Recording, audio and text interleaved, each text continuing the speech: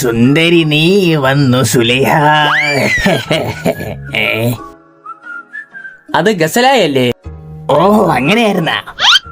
നിങ്ങളതിന് വാപ്പ സുലേഖ വീട്ടിൽ പോയേ? നിന്റെ ഉമ്മ ഇല്ലടാ പറഞ്ഞ അവളെന്ന് വാങ്ങിച്ച പാത്രം കൊണ്ടേ കൊടുക്കാൻ. അത് എന്റെ അടുത്തല്ലേ ഉമ്മ പറഞ്ഞേ? ആരടുത്ത് പറഞ്ഞാന്തറ, പാത്രം കൊടുത്താ പോരെ. കുറച്ച് നാളായിട്ട് നോക്കണം ഒരു ഇളക്കം.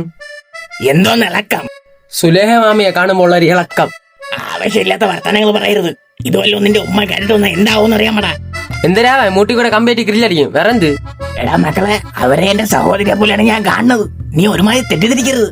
പറയോ സുലേഖ, ഇത് 100ന്റെ ഡയറി മിൽക്ക് മേശക്കത്തിരിക്കിനെ കണ്ടു ഞാൻ. കള്ളക്കളവാ മരത്ത് പോയി പറഞ്ഞു കൊടുക്കട്ടാ, വാപ്പ 2ാം സെക്കൻഡ് ഹാൻഡ് വണ്ടി എടുക്കാൻ പോണെന്ന്.